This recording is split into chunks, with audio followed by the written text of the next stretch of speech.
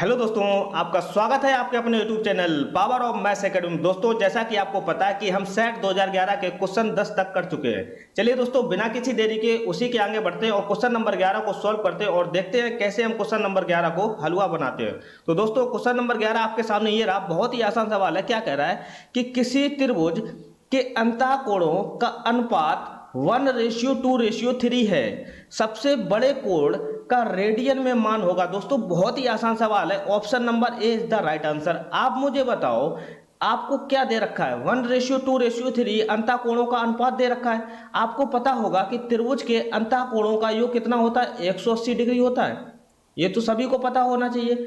आपको क्या दे रहा है कि इसका अनुपात दे रखा है कोणों का। कोण कितने हैं? 1:2:3 में है। आप मुझे बताओ, जब भी रेशियो दिया जाता है, इसको अगर हम एब्सोल्यूट वैल्यू में चेंज करेंगे तो मुझे कोई कांस्टेंट टर्म लेना पड़ेगा। जैसे मैं कांस्टेंट टर्म मान ले रहा हूँ x, तो x इंटू 1 क्या होगा? पहले कोण का मान x हो जाएगा। x इंटू 2 क्या होगा? दूसरे कोण का मान क्या हो जाएगा? 2x। और तीसरे कोण का मान क्या हो जाएगा? 3x। आप मुझे बताओ, तीनों कोणों का योग कितना दे रखा है? 180 डिग्री। तो हम यहाँ से x की वैल्यू निकाल सकते हैं। कैसे? x plus 2x plus 3x बराबर कितना दे रखा है? 180 डिग्री। अब यहाँ से देखो, x और 2x कितना हुआ? 3x और 3x कितना हुआ? 6x बराबर कितना हुआ? 180 डिग्री। यहाँ से x की वैल्यू क्या हो जाएगी? 6 से काट दो ना, 6 × 18 मतलब कि 30 डिग्री हो जाएगी। अब मुझे बताओ, x की वैल्यू 30 डिग्री हो जाएगी। आपको सबसे बड़े कोण का रेडियन पूछ रहा है ना।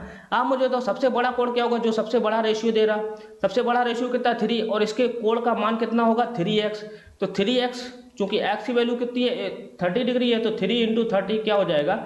90 डिग्री। अब सबसे बड़े कोण का मान कितना हो गया? 90 डिग्री। इसको रेडियन में करना है। इसको रेडियन में करने की जरूरत नहीं है। आपको पता होगा कि पाई की वैल्यू कितनी होती है? 180।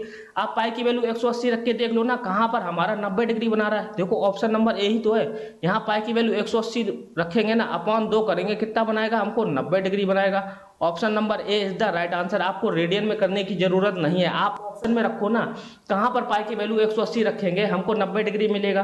तो उम्मीद करता हूँ दोस्तों, क्वेश्चन नंबर 11 बहुत ही अच्छे समझ में आया होगा। अगर समझ में आया हो तो प्लीज लाइक कीजिए और चैनल पर नए हो तो प्लीज सब्सक्राइब कर लेना। चलिए बढ़ते क्वेश्चन नंबर 12 की ओर।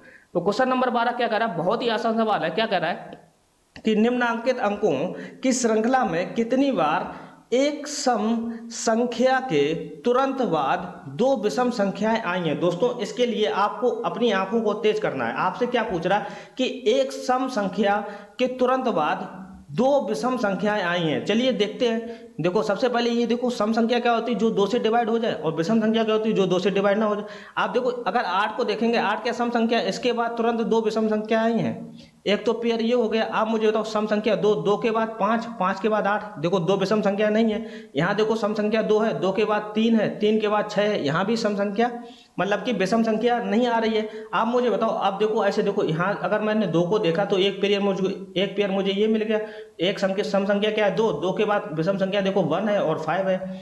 ये पेयर मिल गए। आप देखो कहाँ पेयर मिल रहा है? ये देखो 6 सम संख्या, 6 के बाद सम ही आ रही, ये भी नहीं होगा। 8 देखो, 8 के बाद सम विषम आ रही, विषम के बाद फिर सम आ रही। हमको 2 विषम चाहिए। क्या आ रहा है? 4 के बाद 5 आ रहा, 5 के बाद फिर 4 आ रहा है, ये भी नहीं पेयर बनेगा। आप देखो 4 को देखोगे ना, 4 के बाद देखो विषम संख्या आ रही और ये भी विषम संख्या आ रही। इसका मतलब एक पेयर और मिल गया। तो आपसे ये पूछ रहा है कि कितनी बार एक सम संख्या के तुरंत बाद 2 विषम संख्या आ रही है। देखो, एक बार ये हो गया और एक बार ये हो गया 2 और एक ये 3 बार आंसर। बहुत ही आसान सवाल था। चलिए बढ़ते क्वेश्चन नंबर 13 की ओर। तो क्वेश्चन नंबर 13 क्या कह रहा है? बहुत ही आसान सवाल है। क्या कह रहा है कि 1 वर्ग किलोमीटर में कितने हेक्टेयर होते हैं? वो दोस्तों बहुत ही आसान सवाल है, इसमें कुछ नहीं सीखना है। Option number D is the right answer. 1000 hectare होते हैं। ये दोस्तों आपने मेजरमेंट में पढ़ा होगा। अगर नहीं पढ़ा है तो वेट कीजिए, जब हम मैथ की क्लास स्टार्ट करेंगे तो आपको बहुत ही अच्छे से समझाएंगे। 1 वर्ग किलोमीटर में कितने हेक्टेयर होते हैं? 1000 हेक्टेयर होते हैं। चलिए बढ़ते क्वेश्चन नंबर 14 की ओर। तो क्वेश्चन नंबर 14 क्या कह रहा है? निम्नलिखित में से कौन सी संख्या 25 से विभाज्य? दोस्तों, 25 से विभाज्यता का नियम आपको पता होना चाहिए कि लास्ट के 2 डिजिट अगर 25 से कट रहे हैं ना, तो वो संख्या 25 से विभाज्य हो जाएगी। आप मुझे बताओ, लास्ट के 2 डिजिट क्या है? 55। 55 क्या कभी 25 से कटता है? नहीं करता है। ऑप्शन नंबर ए गलत। 90 देखो, 90 क्या 25 से कटता है? नहीं करता। ऑप्शन नंबर सी गलत। 85 क्या 25 से करता है? नहीं करता है ना। 75 करता है ना 25 से। ऑप्शन नंबर बी भी गलत। देखो 50 25 से करता है। 25 दूनी क्या हो? 50। इसका मतलब ऑप्शन नंबर डी एक ऐसी संख्या है जो 25 से कंप्लीटली विभाज्य होगी। उम्मीद करता हूं दोस्तों क्वेश्चन नंबर 14 समझ में आएगा। चलिए बढ़ते क्वेश्चन नंबर 15 की ओर। तो क्वेश्चन नंबर 15 क्या कह रहा है, बहुत ही आसान सवाल है। 0.0159 में एक का स्थानीय मान होगा। दोस्तों बहुत ही आसान सवाल है। जब भी दशमलव के बाद के अंकों का स्थानीय मान पूछ रहा है ना, तो आपको कुछ नहीं करना है। किसका पूछ रहा है, रख दो वही, एक का पूछ रहा है, एक के सामने एक रख दो। आप देखना दशमलव कहाँ लगा, दशमलव वहां लगा दो। आप देखना कितने डिजिट बच गए हैं, एक के बाद में एक ही डिजिट तो बचा है, तो जो डिजिट बच जाता है उसके सामने 0 लगा देते हैं। तो इसका एक का स्थानीय मान कितना हो जाएगा, 0.01। अब 0.01 तो कहीं दे नहीं रखा, तो आप मुझे बताओ पॉइंट हटाओगे, अपॉन में 1 आता है। देखो राइट हैंड साइड में कितने डिजिट, 2 डिजिट है, तो 2 डिजिट चिपका दो। तो कितना बना हमारा, 1/100। मतलब कि 1/1 का स्थानीय मान कितना होगा, 1/100। Option number C is the right answer. उम्मीद करता हूं दोस्तों क्वेश्चन नंबर 15 बहुत ही अच्छे समझ में आएगा। चलिए बढ़ते क्वेश्चन नंबर 16 की ओर। तो क्वेश्चन नंबर 16 क्या कह रहा है कि 16, 13, 15, 11, x, 8 और 7 का औसत 12 है, तो x का मान होगा। दोस्तों बहुत ही आसान सवाल है। आपको एवरेज के बारे में पता होगा, मैंने बहुत बार बताया। एवरेज क्या होता है, जो भी दे रखा है ना, टोटल नंबर का सम दे अपॉन टोटल नंबर करना होता है, यही हमारा एवरेज होता है। एवरेज आपको क्या दे रखा, 12। एवरेज 12 दे रखा, इक्वल टू टोटल नंबर का सम देखो 16 प्लस 13, यहीं से जोड़ लो ना, आपको लिखने की जरूरत है। 16 और 13 कितना होता है हमारा, 16 13 देखो, 16 13 जोड़ना है, कितना होता है 29। 29 15 44, 44 और 11 कितना हुआ, 44 11 कितना होता है 55, 55 और 8 कितना हुआ 63, 63 और 7 कितना हुआ हमारा 70, 70 और प्लस x करना है, कितना होगा टोटल सम कितना हुआ हमारा 70 plus x upon total number कितने हैं। टोटल नंबर देखो कितने हैं, 1 2 3 4 5 6 7, 7 टोटल नंबर है, तो टोटल नंबर 7 से भाग कर दो। आपको x की वैल्यू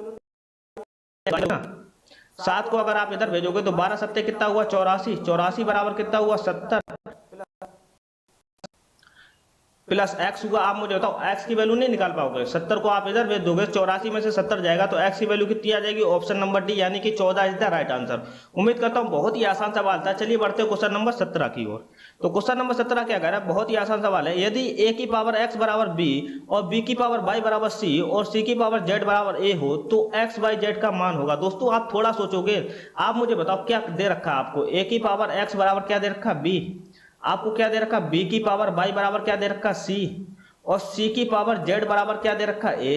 आप मुझे बताओ इन नंबरों का मैं आपस में मल्टीप्लाई कर दूंगा ना, तो क्या हो जाएगा, a की पावर x, b की पावर y और c की पावर z। इधर का मल्टीप्लाई किया तो इधर भी मल्टीप्लाई हो जाएगा, क्या हो जाएगा इक्वल टू bca। अब इसको मैं थोड़ा अरेंज कर देता हूं। आप मुझे बताओ a की पावर x, b की पावर y, c की पावर z बराबर, अगर मैं यहाँ पर a b c लिख देता हूँ तो कोई फर्क, जैसे मैं कहूँ 2 गुणे 3 गुणे 4 लिखा है, इक्वल टू आप ऐसे भी तो लिख सकते हो 4 गुणे 3 गुणे 2, कोई फर्क नहीं पड़ता मल्टीप्लाई में। आप कोई भी नंबर को इधर उधर कर दो, कोई दिक्कत नहीं, लेकिन हमको इससे एक फायदा मिल गया। आप मुझे बताओ कंपेयर हो जाएगा ना, a की पावर x को अगर आप ध्यान से कंपेयर करोगे ना, तो ये क्या लिखा, a की पावर 1, b की पावर 1, c की पावर 1। आप मुझे तो a की पावर x बराबर a की पावर 1, तो x बराबर क्या हो जाएगा 1। सेम कंडीशन b की पावर y बराबर b की पावर 1 है, कंपेयर करेंगे ना, इक्वल टू का साइन ही मतलब ये होता है कंपेयर कर लो। b की पावर y बराबर y की वैल्यू क्या हो जाएगी 1। ऐसे c की पावर z बराबर क्या देगा, c की पावर 1, तो z की वैल्यू क्या हो जाएगी 1। x y और z की वैल्यू 1 हो जाएगी। आपसे पूछ क्या रहा है, x y z का मान क्या होगा, x y z का 1 रख दो ना, 1 इंटू 1 इंटू 1, 1 इंटू 1 इंटू 1 क्या होता है 1 ही होता है, तो x y z की मान क्या हो जाएगा 1। Option number B is the right answer. उम्मीद करता हूं दोस्तों क्वेश्चन नंबर 17 बहुत ही अच्छे समझ में आएगा। चलिए बढ़ते हैं क्वेश्चन नंबर 18 की ओर। तो क्वेश्चन नंबर 18 क्या कह रहा है, बहुत ही आसान सवाल है। एक आदमी किसी काम को 15 दिन में करता है, उसी काम को उसका पुत्र 10 दिन में करता है। वाह, बहुत ही एफिशिएंसी ज्यादा है भाई साहब, पुत्र की एफिशिएंसी ज्यादा होगी, आदमी थोड़ा बूढ़ा हो गया होगा। क्या कह रहा है कि यदि दोनों साथ साथ उस काम को करें तो कितने दिन में कर लेंगे। भाई साहब ऑप्शन नंबर डी तो बिल्कुल ही गलत हो जाएगा। जब एक आदमी 15 दिन में कर रहा है और उसका पुत्र 10 दिन में कर रहा है, अगर दोनों मिल जाएंगे ना तो 15 दिन से, और मतलब दोनों मिल जाएंगे तो 15 या 10 दिन से कम समय लगाएंगे, आपको 25 दिन थोड़े ना लगेंगे। ये तो हो गया।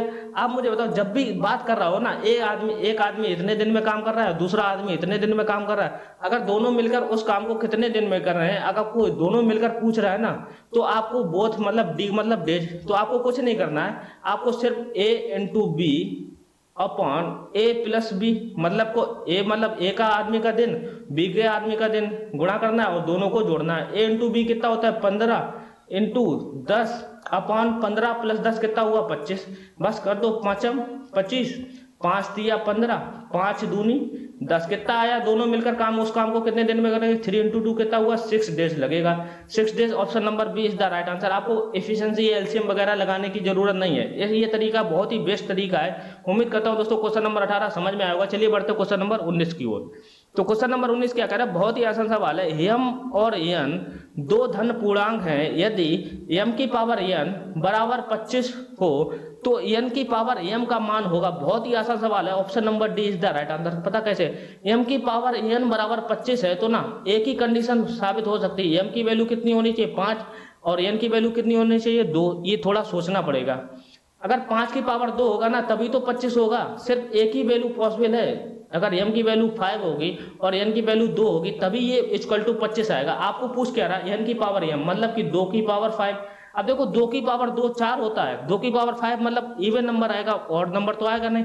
देखो 2 की पावर कुछ भी करोगे ना कभी भी 0 नहीं आता 2 की पावर में। Option number D is the right answer. आपको सोचना भी नहीं है कि 2 की पावर 5 कितना होता है, इतना समय क्यों वेस्ट करोगे यार? ऑप्शन देखो, गलत करो और जो ऑप्शन बच जाएगा उसकी सही होना उसकी मजबूरी हो जाती है। उम्मीद करता हूं दोस्तों क्वेश्चन नंबर 19 समझ में आएगा। चलिए बढ़ते क्वेश्चन नंबर 20 की ओर।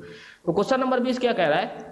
बहुत ही आसान सवाल है। यदि x + 5 बराबर 0 हो तो 5x² + 50x + 125 का मान होगा। बहुत ही आसान सवाल है। आप मुझे बताओ x + 5 बराबर 0 है, यहाँ से x की वैल्यू नहीं निकालेंगे, प्लस का 5 इधर जाएगा, माइनस का 5 हो जाएगा, x बराबर -5 हो जाएगा। आपको पूछ क्या रहा है उसमें रख दो 5x² + 50x + 125। x की वैल्यू कितनी है? -5। यहाँ पर -5 रखोगे, -5 का स्क्वायर क्या हो जाएगा? प्लस के 5 का स्क्वायर हो जाएगा, प्लस का 5 का स्क्वायर क्या होता है? 25। 25 × 5 करोगे कितना आएगा? प्लस का 125 आएगा। अब देखो 50 × x की वैल्यू क्या आएगी? -5। 50 × -5 करोगे 25 मतलब कि माइनस का 250 आएगा। प्लस का कितना दे रखा है? 125। देखो कट गया ना, 125 और 125 होता कितना? 250। 250 में से जब 250 जाएगा तो कितना बचेगा? 0। Option number A is the right answer. दोस्तों उम्मीद करता हूँ क्वेश्चन नंबर 20 आपको समझ में आएगा। दोस्तों ये था आज का लास्ट सवाल। दोस्तों रेस्ट सवाल हम अगली स्लाइड में करेंगे। दोस्तों अगर ये सेशन आपको पसंद आया हो तो प्लीज लाइक कीजिए और चैनल पर नए हो तो प्लीज शेयर कर देना और सब्सक्राइब जरूर कर लेना। चलिए दोस्तों मिलते हैं नेक्स्ट स्लाइड में, तब तक के लिए दोस्तों जय हिंद दोस्तों।